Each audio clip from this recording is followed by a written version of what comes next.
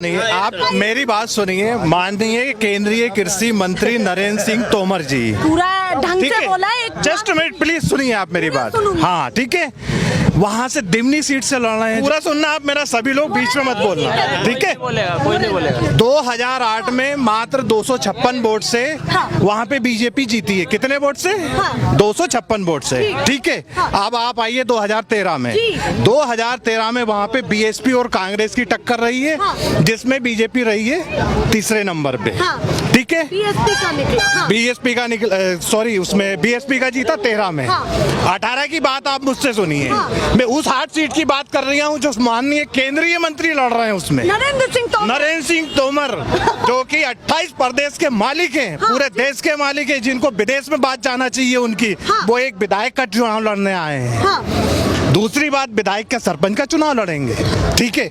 18 पे आइए आप कह रहे हैं अगर केंद्र मंत्री विधायक का लड़ेगा तो विधायकों को तैयारी करनी चाहिए। सरपंच का ही लड़ेगा, फिर और क्या बचेगा उसके लिए? और क्या बचेगा? मैं बुराई नहीं कर रही हूँ। आप मजा पूरा ले। नहीं, मजा नहीं। देखो आप मेरी बात सुनिए।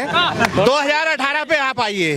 2018 में वहाँ पे कांग्रेस की कैंडिडेट जीता, दूसरे नंबर पे बीएसपी रही। सिंधिया जी की मेहरबानी हुई और हम वापिस सड़क पे आ गए।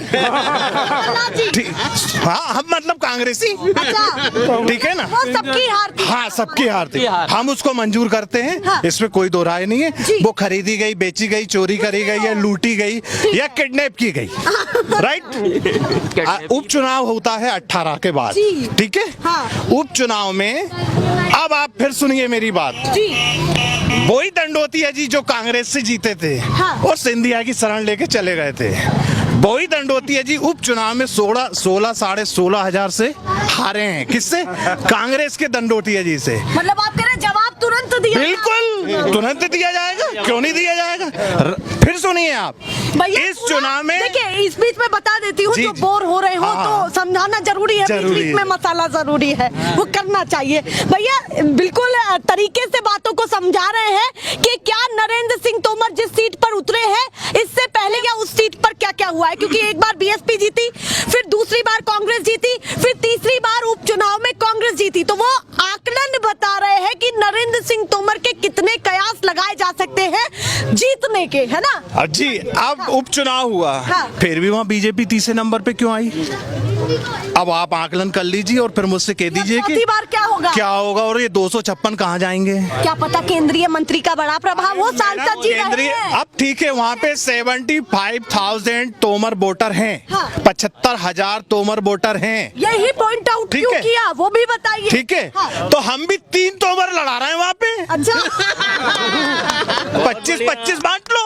बहुत बढ़िया, ये भी तोमर आ रहे हैं कोई भाई। 25-25 बांट लो, 75,000 हो गए।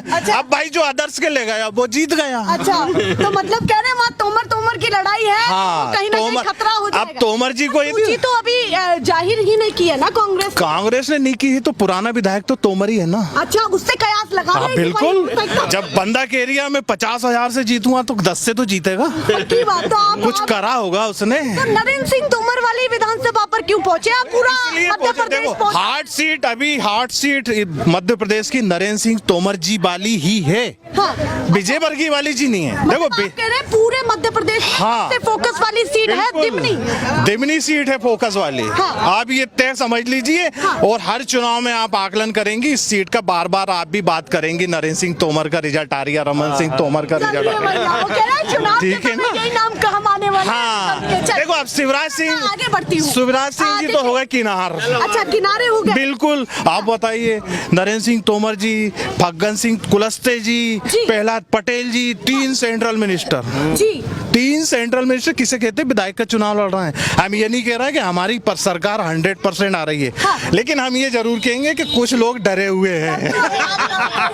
भैया देखिए, इतना निष्पक्ष व्यक्ति के जो यूँ कह रहा है कि भैया इतना गर्व हम भी नहीं कर रहे हैं कि सारी चीजें क्लियर हैं, पर पूरे जोश जोश से लड़ने वाले हैं बिल्कुल आप? जोश से लड़ेंगे, बिल्कुल लड़ेंगे। अच्छा ये बताइए, शिवराज सिंह आ रही हूँ, पूरा मौका दूंगी, पर उन्हें पूरा मौका दिया जाए जब इतने अच्छे से बात कर रहे हैं। शिवराज सिंह चौहान आपको क्यों लगते हैं कि किनारे लगाए जा रहे हैं, और अगर आपको लगता है कि किनारे लगाए जा रहे हैं तो दूसरा चेहरा कौन होगा? ये तो प्रकृति का नियम है बदलाव का जी।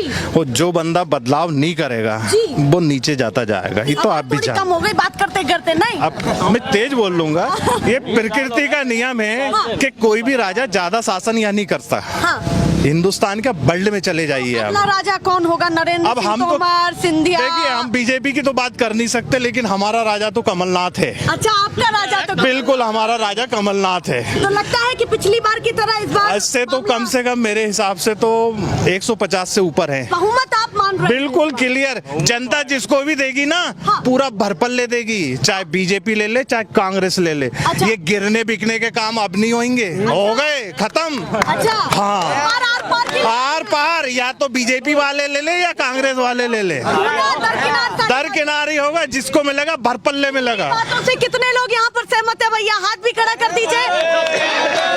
चलिए भैया, ये इन्होंने अपनी बातों को सबसे अलग हटके तर्क रखा है, सबसे अलग बातें कही हैं, और सब लोगों को मौका देंगे। आप बड़े उतावली थे बीच में, बोलिए थोड़ा सा आगे आइए। आप बड़े नेताओं की बोल रही हैं। हाँ। तो बड़े नेताओं का डर ही तो बोल रही है कि वो कह रहा है कि मुझे तो मालूम ही नहीं था कि टिकट मिलने वाला मुझे। जी। अच्छा, वो तो फंस गए बेचारे, उन्हें तो इनने फंसा है। वर्गीय की बात कर रहे हैं। बिल्कुल बिल्कुल। फग्गन सिंह कुलस्ते ने बोला, दूसरे चैनलों पे देखो, अच्छा। उनने भी बोला। आप कह रहे हैं सब में नाराजगी है जो अब वो बड़े- संगठन की दबिश में ऐसे हैं कि वो कह नहीं सकते कि हम नहीं लड़ेंगे। अच्छा, कैसे मुकर जाएंगे वो? क्योंकि एक छत्र राज चल रही है अमित शाह नरेंद्र मोदी का, उनको लड़ना ही है चाहे वो हार जाएं। मतलब आप कह रहे हैं भाजपा का ऐसा दबाव है कि वो चाहे ना भी लड़े तो भी उनको लड़ना ही। बिल्कुल बिल्कुल।